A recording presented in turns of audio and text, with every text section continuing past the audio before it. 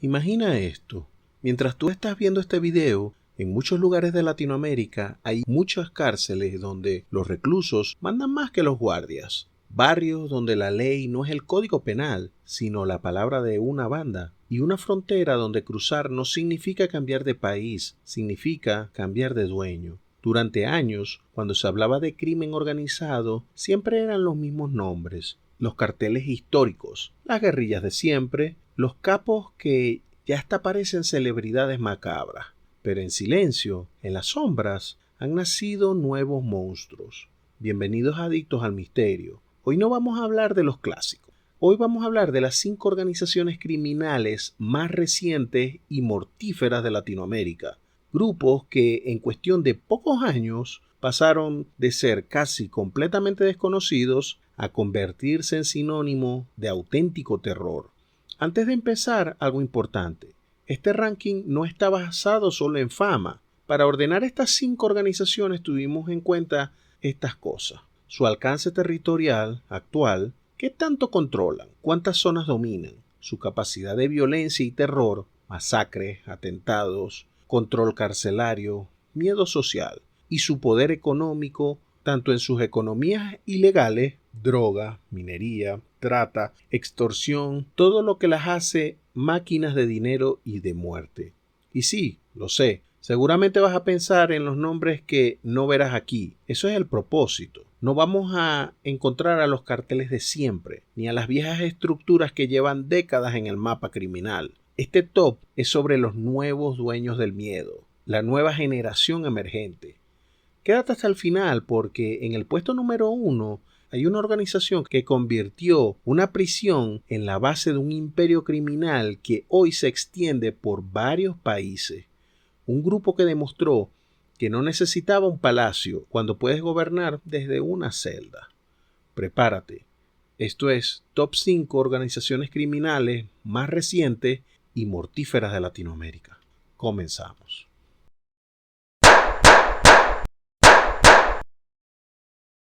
Nuestro recorrido empieza en un país que hasta hace muy poco muchos veían como un lugar tranquilo en Latinoamérica, dentro del caos normal de nuestros entornos, Ecuador. Pero esa imagen se ha roto a balazos y uno de los nombres clave en esa transformación es el de los lobos. Los lobos nacen dentro de las cárceles ecuatorianas, en el complejo penitenciario de Guayaquil. Al principio no eran más que un grupo de reclusos organizados para sobrevivir en un sistema penitenciario completamente colapsado y corrupto.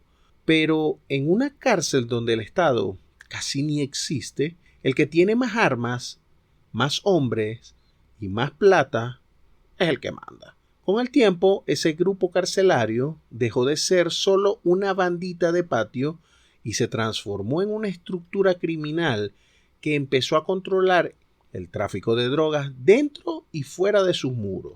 Aprovecharon algo muy simple. Ecuador, aunque pequeño, es un corredor clave para la cocaína que sale desde Colombia hacia los Estados Unidos y Europa. Mientras el país se hundía en una crisis carcelaria brutal, motines, hacinamiento, guardias completamente desbordados, los lobos encontraron su mejor oportunidad. Desde las celdas comenzaron a coordinar ataques, ajustes de cuentas y a tomar el control de pabellones enteros. Y cuando controlas la cárcel, muchas veces también controlas lo que pasa fuera de ellas. Poco a poco extendieron su poder mucho más allá de los muros. El narcotráfico, extorsión, sicariato, incluso la minería ilegal de oro. Su influencia empezó a sentirse en barrios completos, en rutas de transporte y en zonas donde el Estado solo llegaba cuando, ya era demasiado tarde. Pero hubo un momento en el que el mundo entero escuchó este nombre.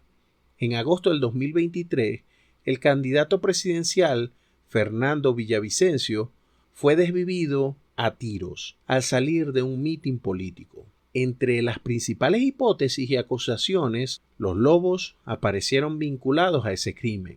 Ya no eran solo una banda más, se convirtieron en un actor capaz de golpear directamente en el corazón del poder político ecuatoriano.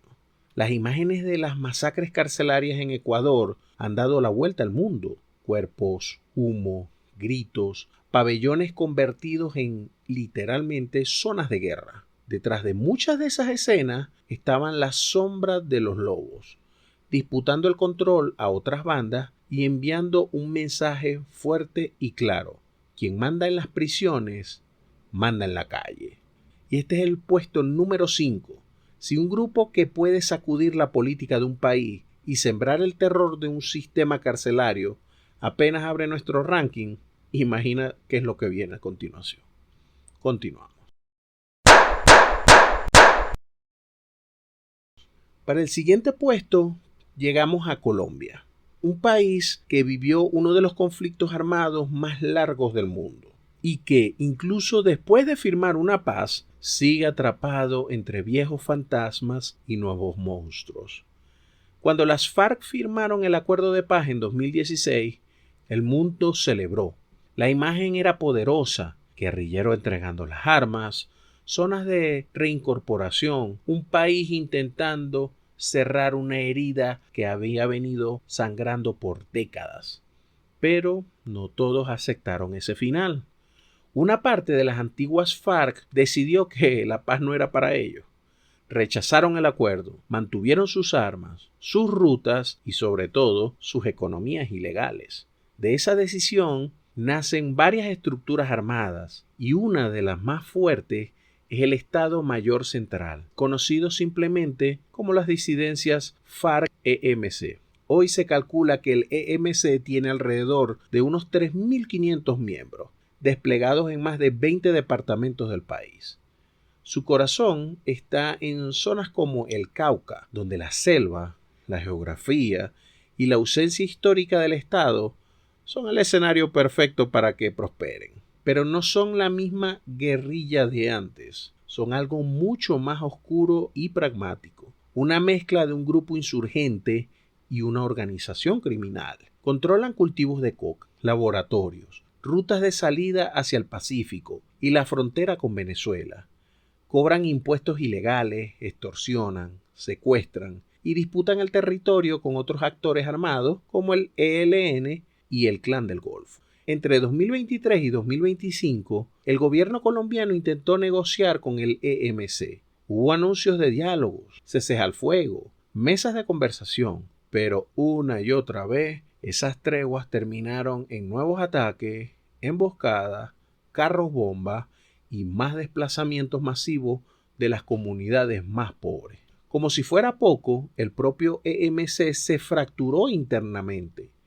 Líderes históricos como Iván Mordisco vinieron cuestionando su mando y algunos frentes rompieron filas, generando nuevas microfacciones con sus propias lealtades y sus propias guerras. Lo realmente inquietante es esto. El EMC no es un recuerdo del pasado, no es una guerrilla vieja que se apaga, es una estructura que se va adaptando, que entiende el negocio del narcotráfico moderno y que mantiene regiones completas bajo su control, a base de terror. Si en el cuarto puesto ya tenemos un grupo que combina la experiencia militar de décadas con las ganancias del crimen organizado, es porque lo que viene a continuación no son simples bandas, son auténticos imperios del terror.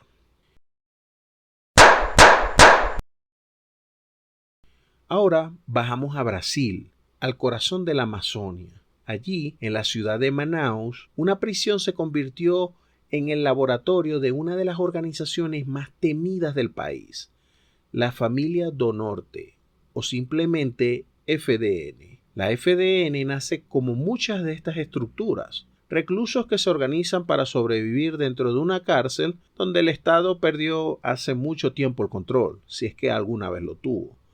Desde las prisiones de Manaus se empezaron a crear red de lealtades, castigos y privilegios, que pronto se extendió a otros penales del norte de Brasil.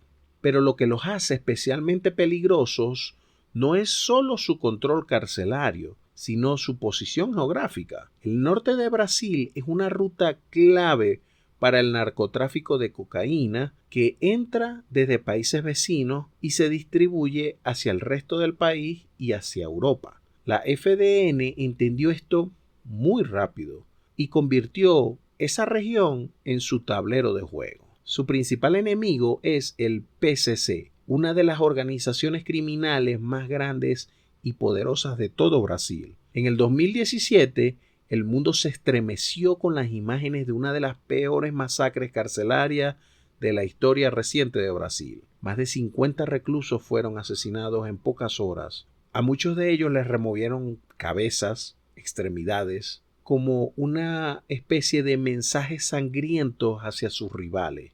Detrás de esa masacre estaba la sombra de la FDN, enviando una señal. En sus territorios, ellos dictan quién vive y quién muere. Y aquí hago una pausa, porque si quieres profundizar en las peores masacres carcelarias de Latinoamérica, con detalles de los casos más brutales y cómo estas prisiones se convirtieron en auténticos campos de batalla, arriba a la derecha te dejo un top completo dedicado solo a esto. Pero no te vayas todavía, porque aún nos quedan las dos organizaciones más peligrosas de esta lista. Continuamos. La FDN sigue siendo hoy una pieza clave del crimen organizado brasileño. Controla rutas, impone reglas, dentro y fuera de las cárceles, y mantiene una guerra abierta, directa o indirecta, contra otros grupos que intentan arrebatarles el control. Si ellos son el puesto número 3, imagina lo que sigue en los últimos 2 niveles de este top. Para el segundo lugar, tenemos que ir al país que, para muchos, es el epicentro del narcotráfico moderno, México. Y dentro de México hay un apellido que ya casi es una marca registrada del crimen, Guzmán. Como su nombre lo indica, los hijos de Joaquín El Chapo Guzmán. Pero no son simplemente los herederos de una fortuna criminal.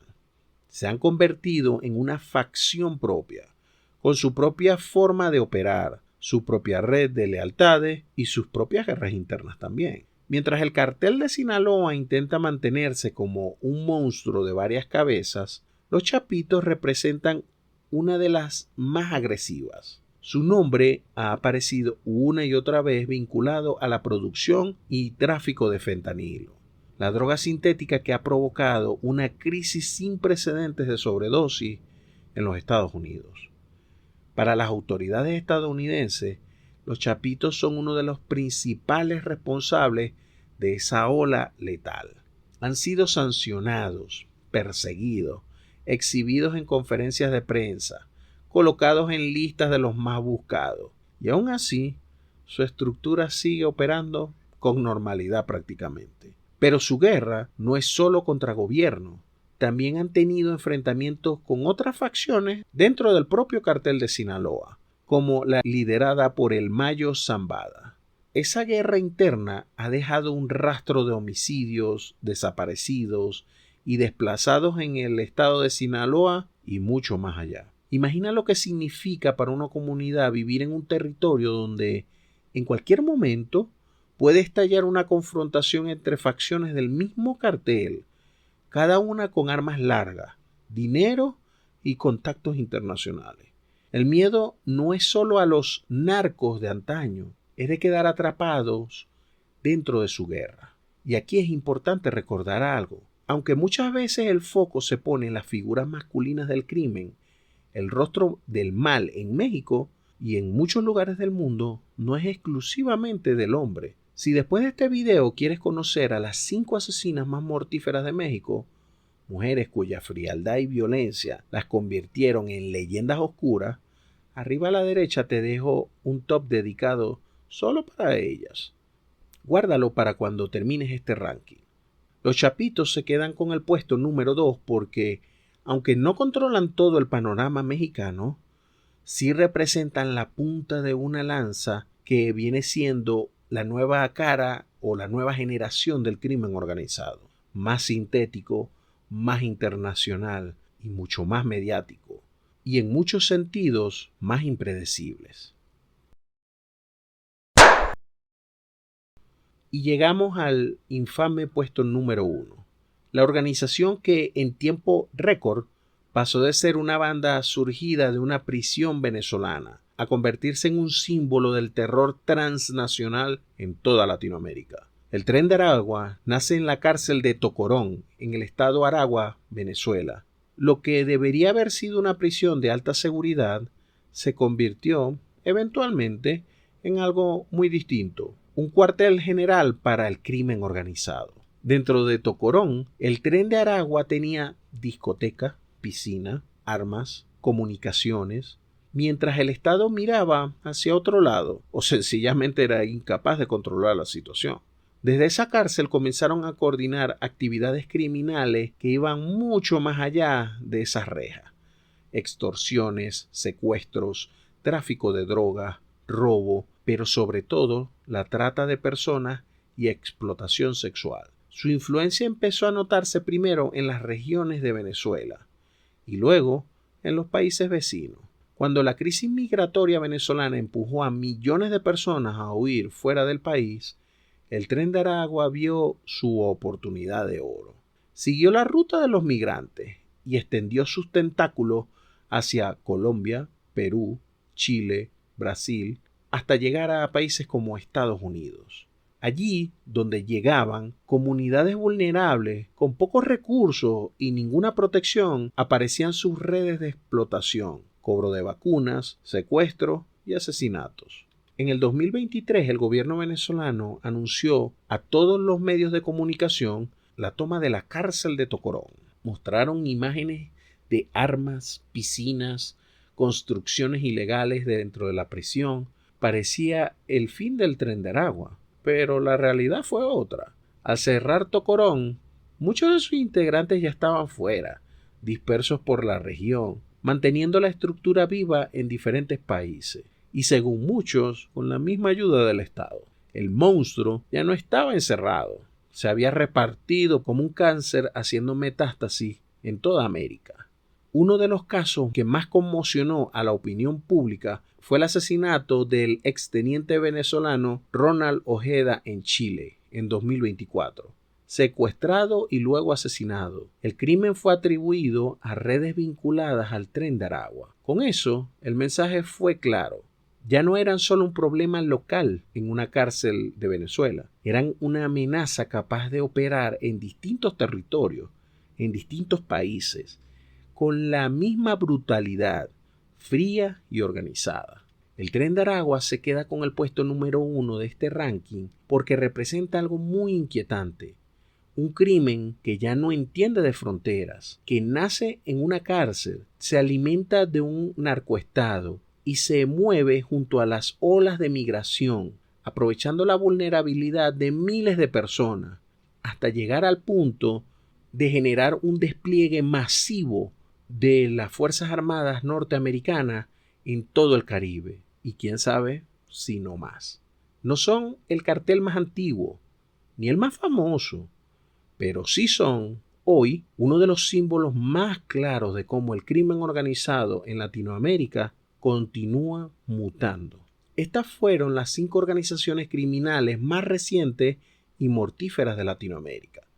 Los lobos, desde las cárceles de Ecuador a las portadas del mundo. El Estado Mayor Central, la guerra que nunca terminó en Colombia. La familia do Norte, el terror que reina desde las prisiones del norte de Brasil. Los Chapitos, la nueva cara del narcotráfico mediático en México. Y el Tren de Aragua, el imperio criminal que saltó de una prisión venezolana a todo el continente americano. Ahora te toca a ti. ¿Cuál de estas organizaciones te parece la más peligrosa? ¿Cuál crees que debería estar en el próximo video? Con un análisis completo solo para ella. Déjalo en los comentarios, porque ahí pueden salir futuros episodios en este canal. Y recuerda, si quieres seguir bajando a los infiernos del crimen real, ya tienes arriba el top 5 de masacres carcelarias en Latinoamérica y el top 5 de asesinas mexicanas. Te los voy a dejar también al final para que sigas este maratón de terror real. Yo soy Fide y esto fue Adictos al Misterio. Feliz noche.